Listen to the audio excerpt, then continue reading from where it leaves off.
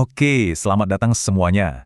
Nah, hari ini kita akan membahas sesuatu yang krusial banget, sesuatu yang bisa kita sebut sebagai kompas moral bagi siapapun yang berkecimpung di dunia kerja, yaitu etika profesi. Anggap saja ini sebagai fondasi yang menopang integritas kita, nggak peduli apapun bidang kita. Yuk kita mulai.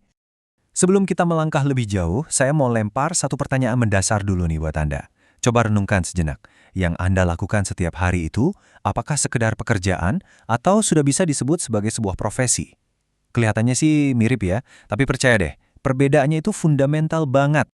Kenapa sih kita harus mulai dari sini? Karena memahami perbedaan ini adalah kunci untuk membuka seluruh pembahasan kita hari ini.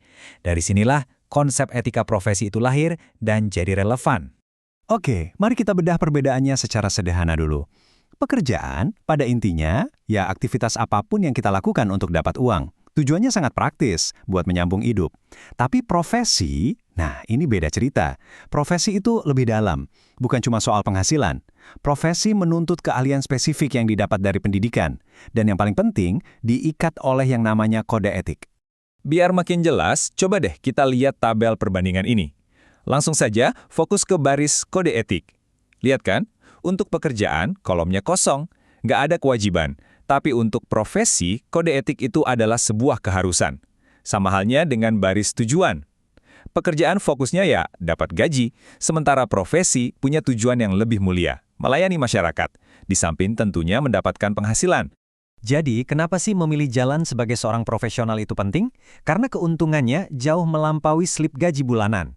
Anda bisa mendapatkan stabilitas, pengakuan dari masyarakat, jenjang karir yang lebih terarah, dan yang menurut saya paling berharga, Anda bekerja dengan landasan integritas. Inilah yang memberikan rasa puas dan tujuan hidup yang lebih dalam. Baik, sekarang kita sudah sepakat ya kalau pekerjaan dan profesi itu berbeda. Nah, langkah logis berikutnya adalah bertanya, apa saja sih syaratnya agar sebuah bidang kegiatan itu layak disebut sebagai profesi? Dan ini saya tekankan, lebih dari sekedar punya pengalaman kerja bertahun-tahun. Setiganya ada 4 pilar utama di sini. Pertama, harus ada keahlian khusus yang basisnya itu kegiatan intelektual, bukan cuma kerja fisik. Kedua, keahlian itu nggak datang tiba-tiba, tapi diperoleh lewat persiapan dan pendidikan formal. Nah, yang ketiga ini intinya, harus ada kode etik dan organisasi profesi yang mengawasi standar. Dan yang terakhir, tujuannya bergeser dari sekedar cari uang untuk diri sendiri menjadi orientasi pada pelayanan masyarakat. Dari tadi kita sudah singgung-singgung soal kode etik ya. Sekarang, mari kita masuk ke jantung pembahasan kita. Apa sih sebetulnya yang dimaksud dengan etika profesi itu? Sederhananya begini, etika profesi itu adalah kompas moral kita di dunia kerja. Ia adalah seperangkat aturan, baik yang tertulis maupun tidak, yang menjadi panduan kita setiap kali harus mengambil keputusan untuk memastikan tindakan kita itu benar, adil, dan bisa dipertanggungjawabkan. Coba kita lihat pendapat para ahli biar lebih kaya perspektif. Menurut Kaiser, misalnya, etika profesi itu bukan cuma daftar aturan yang kaku. Bukan. Melainkan sebuah sikap hidup. Sebuah komitmen dari dalam diri untuk melayani masyarakat dengan adil dan profesional. Mukhtar menambahkan dimensi yang berbeda, tapi sama pentingnya.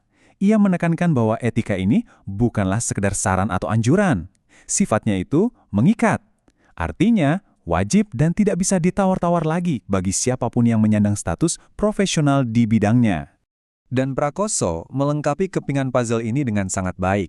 Ia menghubungkan etika secara langsung dengan ilmu yang kita pelajari. Artinya, etika itu adalah wujud nyata dari tanggung jawab kita atas pengetahuan dan keahlian yang kita miliki. Semakin ahli kita, semakin besar pula tanggung jawab etisnya. Oke, definisinya sudah kita pahami dari berbagai sudut pandang. Pertanyaan selanjutnya, dan ini yang paling penting. So what? Kenapa ini begitu penting? Kenapa kita harus peduli dengan etika profesi? Yuk kita lihat prinsip dan manfaat nyatanya. Meskipun kode etik bisa bervariasi di tiap profesi, ada beberapa prinsip universal yang menjadi fondasinya. Coba perhatikan, kejujuran, kepercayaan, akuntabilitas, menghargai orang lain, ini adalah nilai-nilai dasar yang berlaku di mana saja kan? Entah Anda seorang dokter, pengacara, jurnalis, atau bahkan seniman sekalipun. Dan kalau prinsip-prinsip ini dijalankan dengan benar, manfaatnya itu dirasakan oleh semua pihak. Ini adalah ekosistem kepercayaan. Bagi publik, mereka jadi percaya dan mendapat jaminan kualitas. Bagi klien, mereka merasa aman dan transparan. Dan bagi kita sebagai profesional, etika memberi kita pegangan yang jelas saat berhadapan dengan dilema atau keputusan yang sulit. Tapi teori itu kan selalu terdengar indah ya. Pertanyaannya, apa yang terjadi ketika etika ini diabaikan? Ketika prinsip-prinsip tadi hanya jadi pajangan di dinding? Mari kita lihat beberapa contoh nyata dan dampak buruknya yang luar biasa. Kita mulai dari pilar negara, yaitu hukum. Kasus mantan Ketua Mahkamah Konstitusi Akil Mohtar. Ini adalah pengingat yang sangat menyakitkan. Bayangkan, sosok yang seharusnya menjadi benteng terakhir keadilan justru memperjualbelikan putusan. Ini bukan lagi sekedar korupsi biasa, ini adalah pengkhianatan total terhadap integritas profesi hukum itu sendiri. Sekarang kita geser ke dunia keuangan. Saat seorang akuntan memalsukan laporan keuangan, dia tidak hanya menipu satu klien, dia merusak seluruh sistem kepercayaan. Investor bisa salah langkah, pasar bisa goyah, dan ekonomi bisa terganggu. Pelanggaran objektivitas dan kejujuran di sini punya efek domino yang sangat luas. Di arena politik, etika seringkali diuji habis-habisan. Ketika seorang politikus dengan sengaja menyebarkan hoaks atau kebohongan tentang lawannya, mereka itu bukan hanya menyerang satu orang. Mereka sedang meracuni ruang diskusi publik. Mereka menghancurkan fondasi demokrasi yang seharusnya dibangun di atas perdebatan yang jujur dan berbasis fakta. Nah, kalau di bidang medis, kepercayaan itu adalah segalanya. Ketika seorang tenaga medis, entah dokter atau perawat, membocorkan informasi pribadi pasiennya, itu adalah pelanggaran privasi yang sangat fatal. Ini menghancurkan hubungan paling sakral antara penyembuh dan yang disembuhkan, yaitu rasa aman. Dan yang terakhir, di dunia yang kita hadapi setiap hari, jurnalisme.